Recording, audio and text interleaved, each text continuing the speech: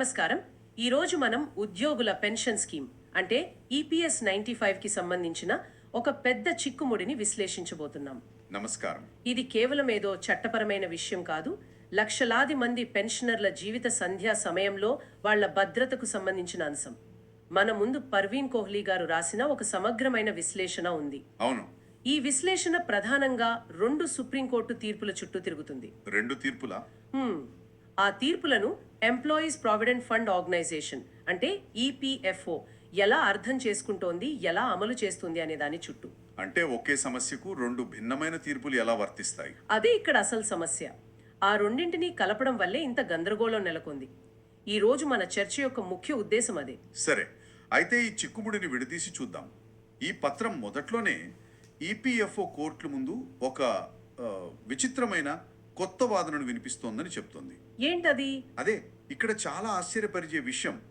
EPFO ఇప్పుడు కోర్టుల్లో ఏం వాదిస్తోందంటే, ఉద్యోగులు వాళ్ళ సర్వీసులో ఉన్నప్పుడు స్వయంగా ఎక్కువ ప్రావిడెంట్ ఫండ్, తక్కువ పెన్షన్ అనే ఒక ఆప్షన్ని ఎంచుకున్నారట. ఒక్క నిమిషం. అందుకే ఇప్పుడు వాళ్ళు అధిక పెన్షన్ అడగడానికి అర్హులు కాదని చెబుతోంది. ఎక్కువ పిఎఫ్, తక్కువ పెన్షన్, అలాంటి ఒక ఆప్షన్ ఎప్పుడైనా ఉందా? ఈపీఎఫ్ స్కీమ్ మొదలైనప్పటి నుంచి చట్టంలో అలాంటి ప్రస్తావన ఉన్నట్టు నేను ఎప్పుడూ వినలేదు. మీ సందేహం 100కి 100 పాళ్ళు సరైనదే. ఈ పత్రం కూడా అదే విషయాన్ని బలంగా నొక్కి చెబుతోంది.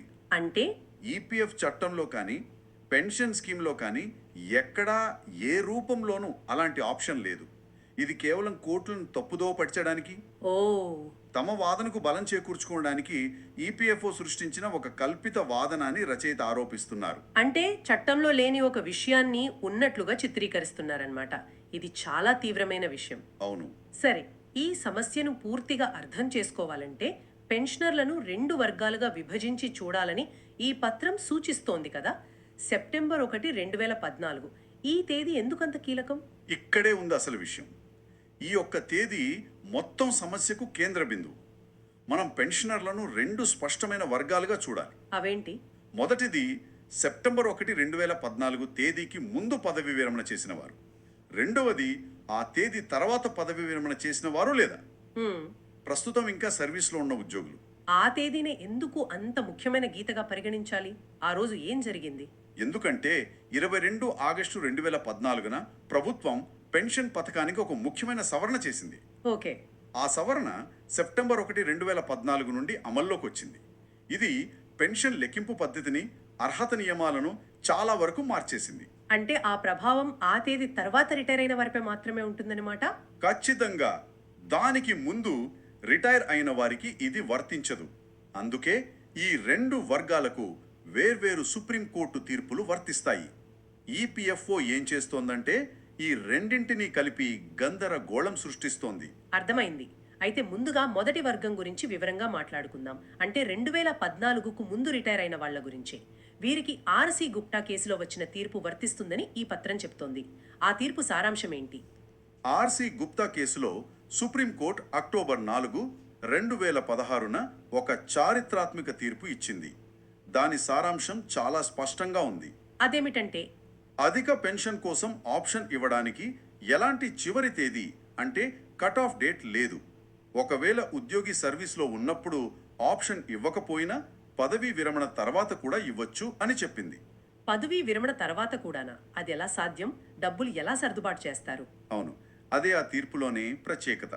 ఉద్యోగి తన ప్రావిడెంట్ ఫండ్ నుండి అప్పటికే తీసుకున్న మొత్తంలో, అంటే వాస్తవ జీతంపై చెల్లించాల్సిన 8.33% పెన్షన్ కంట్రిబ్యూషన్కు అప్పటి వేతన పరిమితి ప్రకారం చెల్లించిన దానికి మధ్య ఉన్న వ్యత్యాసాన్ని వడ్డీతో సహా తిరిగి ఈపీఎఫ్ఓకి చెల్లిస్తే చాలు.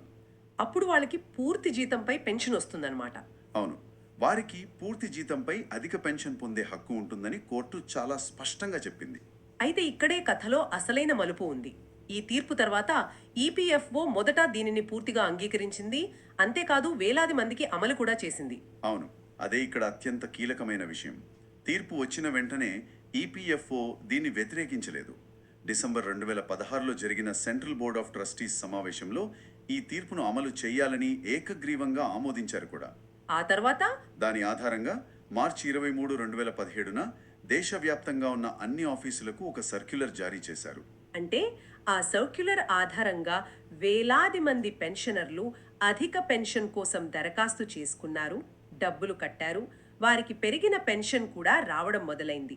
ఖచ్చితంగా ఈ పత్రంలోని సమాచారం ప్రకారం ఆ సర్క్యులర్ ఆధారంగా దేశవ్యాప్తంగా 24,672 మంది ప్రీ 2014 పెన్షనర్ల పెన్షన్ను సవరించారు. 24,672 మందా? అవును, వారి నుండి వ్యత్యాసపు మొత్తాన్ని వడ్డీతో సహా వసూలు చేశారు. వారికి అధిక పెన్షన్ చెల్లించడం కూడా ప్రారంభించారు. కానీ కొన్ని సంవత్సరాల తర్వాత అదే ఈపీఎఫ్ఓ ఇప్పుడు కోర్టుల్లో ఆ తీర్పు అందరికీ వర్తించదు, అది కేవలం ఆ కేసులోని పిటిషనర్లకు మాత్రమే అని వాదిస్తోంది. ఇది స్పష్టమైన యూటర్న్ కదా. ఒక్క నిమిషం. ఒకే సంస్థ ఇలా పరస్పర విరుద్ధంగా ఎలా ప్రవర్తించగలదు? ఒకసారి చట్టబద్ధంగా ఒక తీర్పును అంగీకరించి అమలు చేసిన తర్వాత ఇప్పుడు అది కొందరికే వర్తిస్తుందని ఎలా చెప్పగలరు? ఈ విశ్లేషణ ప్రకారం ఇది కేవలం చట్టపరమైన వాదన కాదు. ఇది ఒక ప్రభుత్వ సంస్థ తన పౌరులతో, ముఖ్యంగా వృద్ధులతో ఎలా వ్యవహరిస్తుందనే నమ్మకానికి సంబంధించిన ప్రాథమిక సమస్య. నిజమే. ఒకసారి ఇచ్చిన హామీని వెనక్కి తీసుకోవడం అనేది ప్రామిసరీ ఎస్టోపెల్ అనే న్యాయ సూత్రానికి పూర్తిగా విరుద్ధం.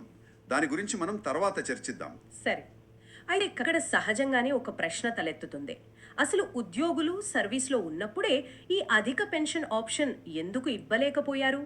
ఈపీఎఫ్ఓ ఇప్పుడు ఆరోపిస్తున్నట్లు వారు నిజంగానే తక్కువ పెన్షన్ ఎంచుకున్నారా? అది ఉద్యోగుల తప్పు కాదని ఈ పత్రం చాలా స్పష్టంగా ఆధారాలతో సహా చెబుతోంది. అంటే దీనికి పూర్తి బాధ్యత కూడా ఈపీఎఫ్ఓదే. డిసెంబర్ 1, 2004న ఈపీఎఫ్ఓ ఒక అంతర్గత సర్క్యులర్ జారీ చేసింది.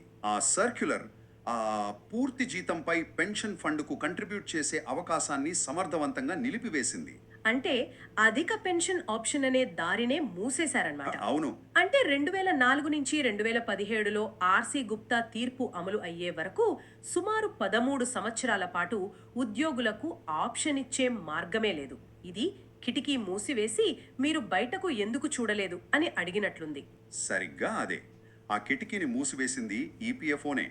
అందుకే ఉద్యోగులు ఆప్షన్ ఇవ్వలేకపోయారు. ఇప్పుడు మీరే ఆప్షన్ ఇవ్వలేదు అని వారిపై నింద వేయడం ఎంతవరకు సబబు అనేది రచయిత వాదన. ఇది వికేరియస్ లయబిలిటీ కిందకు వస్తుందంటారా? ఖచ్చితంగా. తమ అధికారుల చర్యలకు సంస్థే బాధ్యత వహించాలి. ప్రీ 2014 వారి పరిస్థితి అంత స్పష్టంగా ఉన్నప్పుడు అసలు ఈ గందరగోళం ఎక్కడ మొదలైంది? బహుశా 2014లో వచ్చిన ఆ సవరణ తర్వాత పరిస్థితి మారిపోయిందేమో. ఆ తర్వాత రిటైర్ అయిన వారి కథ ఏంటి? వారికి సునీల్ కుమార్ తీర్పు వర్తిస్తుందన్నారు. ఆ తీర్పు ఏమి చెబుతోంది? సునీల్ కుమార్ కేసులో తీర్పు నవంబర్ 4, 2022ను వచ్చింది. ఈ తీర్పు ప్రధానంగా 2014 సవరణ యొక్క చట్టబద్ధతను పరిశీలించింది. ఓకే. కోర్టు ఆ సవరణను సమర్థించింది. అంటే అది చెల్లుతుందని చెప్పింది. కానీ అదే సమయంలో ఆ సవరణ వల్ల నష్టపోయిన ఉద్యోగులకు కొంత వెసులుబాటు కల్పించింది.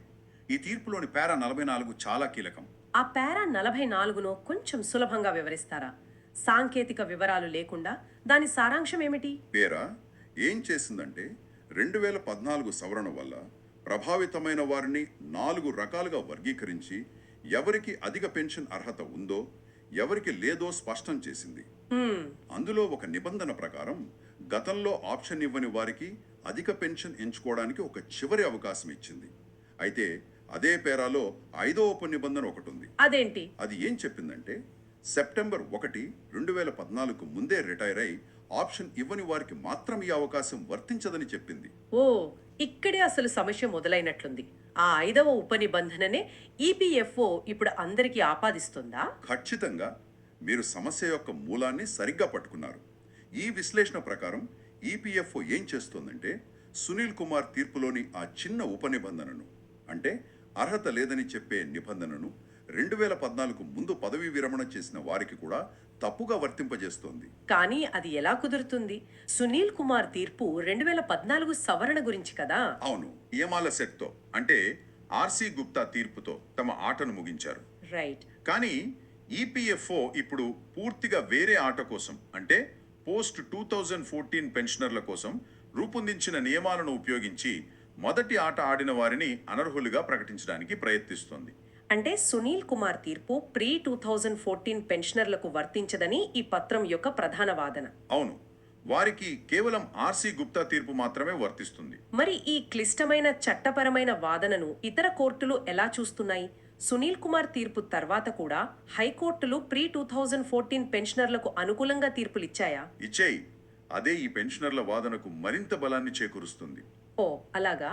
సునీల్ కుమార్ తీర్పు వెలువడిన తర్వాత కూడా ఈ పత్రం ప్రకారం పంజాబ్ అండ్ హర్యానా, కేరళ, మధ్యప్రదేశ్, ఢిల్లీ వంటి పలు హైకోర్టులు ప్రీ 2014 పెన్షనర్లకు అనుకూలంగా తీర్పులిచ్చాయి. ఏం చెప్పాయి ఆ కోర్టులు?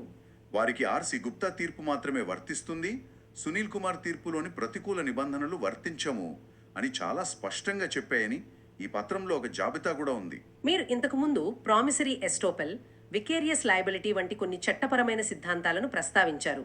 వాటిని సామాన్య శ్రోతకు అర్థమయ్యేలా కొంచెం వివరిస్తారా? తప్పకుండా. ప్రామిసరీ ఎస్టోపెల్ అంటే చాలా సులభం. మీరు ఒక మాట ఇస్తే దానికి కట్టుబడి ఉండాలి. ముఖ్యంగా మీ మాటను నమ్మి ఇతరులు ఏదైనా చర్య తీసుకున్నప్పుడు. ఈ కేసుకు అది ఎలా వర్తిస్తుంది? ఇక్కడ ఈపీఎఫ్ఓ 2017లో ఒక సర్క్యులర్ ఇచ్చి మీకు ఎక్కువ పెన్షన్ ఇస్తాం, డబ్బులు కట్టండి అని చెప్పింది. దాన్ని నమ్మి 24,000 మందికి పైగా పెన్షనర్లు కోట్లాది రూపాయలు వడ్డీతో సహా కట్టారు. ఇప్పుడు లేదు మేమివ్వం అనడం చట్ట ప్రకారం కుదరదు. అదే ఈ సిద్ధాంతం. అర్థమైంది. మరి వికేరియస్ లయబిలిటీ అంటే? దీని అర్థం ఒక సంస్థలో పనిచేసే ఉద్యోగులు లేదా అధికారులు తీసుకున్న నిర్ణయాలకు, చేసిన పనులకు ఆ సంస్థే బాధ్యత వహించాలి. 2004లో ఈపీఎఫ్ఓ అధికారులు జారీ చేసిన సర్క్యులర్ వల్లే ఉద్యోగులు అధిక పెన్షన్ ఆప్షన్ ఇవ్వలేకపోయారు. అది అధికారుల చర్య. దానికి బాధ్యత మొత్తం సంస్థదే, అంటే ఈపీఎఫ్ఓదే. కాబట్టి ఇప్పుడు అది మీ తప్పు అని ఉద్యోగులను అనడానికి వీల్లేదు. అంటే ఈ రెండు సిద్ధాంతాలు పెన్షనర్ల వాదనకు బలమైన నైతిక, చట్టపరమైన ఆధారాన్ని అందిస్తున్నాయన్నమాట. అవును, ఖచ్చితంగా. సరే, ఈ మొత్తం విశ్లేషణను ఒక్కసారిగా క్రోడీకరిద్దాం. చాలా స్పష్టంగా రెండు వేర్వేరు వర్గాల పెన్షనర్లు ఉన్నారు. వారికి రెండు వేర్వేరు సుప్రీంకోర్టు తీర్పులు వర్తిస్తాయి. అవును, ప్రీ 2014 వారికి ఆర్సి గుప్తా తీర్పు, మరియు పోస్ట్ 2014 వారికి సునీల్ కుమార్ తీర్పు. సరిగ్గా చెప్పారు. ఈ విశ్లేషణ ప్రకారం ఈపీఎఫ్ఓ కావాలనే ఈ రెండింటినీ కలిపి సునీల్ కుమార్ తీర్పులోని ప్రతికూల అంశాలను మొదటి వర్గానికి కూడా వర్తింపజేస్తూ గందరగోళం సృష్టిస్తోంది. తమ వాదనలకు బలం చేకూర్చుకోవడానికి చట్టంలో లేని ఎక్కువ పీఎఫ్, తక్కువ పెన్షన్ ఆప్షన్ లాంటి కల్పిత వాదనలను కూడా ముందుకు తెస్తోంది. అదే జరుగుతోంది. ఈ పత్రం అందించిన సాక్ష్యాలను బట్టి చూస్తే ఈపీఎఫ్ఓ ఒకప్పుడు మనస్ఫూర్తిగా అంగీకరించి అమలు చేసిన ఆర్సి గుప్తా తీర్పు నుండి ఇప్పుడు వెనక్కి తగ్గుతోందని స్పష్టంగా తెలుస్తోంది. కానీ ఒక ప్రభుత్వ సంస్థ వైపు నుండి ఆలోచిస్తే బహుశా వారికి ఆర్థిక భారం ఎక్కువగా ఉంటుందనే ఆందోళన ఉండేమో. అది చాలా ముఖ్యమైన ప్రశ్న. అయితే ఈ పత్రం ప్రకారం ఆర్సి గుప్తా తీర్పును అమలు చేసినప్పుడు ఈపీఎఫ్ఓ ఎలాంటి ఆర్థిక భారం గురించి ప్రస్తావించలేదు. ఓ, ఎంత రాబడి వచ్చేదో అంతా కలిపి తీసుకున్నారు. కాబట్టి ఆర్థిక భారం అనే వాదన నిలబడదని రచయిత అభిప్రాయం. ఈ మొత్తం చర్చను ముగిస్తూ ఈ విశ్లేషణ చివరిలో రచయిత ఒక ఆలోచింపజేసే ప్రశ్నను లేవనెత్తారు. అది మనందరినీ ఆలోచింపజేయాలి. అవును, ఈ విశ్లేషణ ఒక కీలకమైన నైతిక, న్యాయపరమైన ప్రశ్నతో ముగుస్తుంది. ఒక్కసారి ఒక సుప్రీంకోర్టు తీర్పును అంగీకరించి దాని ఆధారంగా ఒక సర్క్యులర్ జారీ చేసి వేలాది మందికి ప్రయోజనం కల్పించి వారి నుండి అధిక కంట్రిబ్యూషన్లను వడ్డీతో సహా స్వీకరించిన తర్వాత ఒక ప్రభుత్వ సంస్థ తన మాటను మార్చుకోవడం ఎంతవరకు సమంజసం? అదే ప్రశ్న. ముఖ్యంగా 70-80 ఏళ్లు పైబడిన పెన్షనర్లు తమ జీవిత చరమాంకంలో ప్రశాంతంగా గడపాల్సిన సమయంలో తమ హక్కుల కోసం మళ్లీ మళ్లీ న్యాయస్థానాల మెట్లు ఎక్కవలసి రావడం అనేది న్యాయ ప్రక్రియ ముగింపు అనే ప్రాథమిక న్యాయ సూత్రానికే ఒక సవాలు విసరడం కాదా? నిజమే. చట్టపరమైన వివాదాలు ఎప్పటికైనా ఒక ముగింపుకు రావాలి.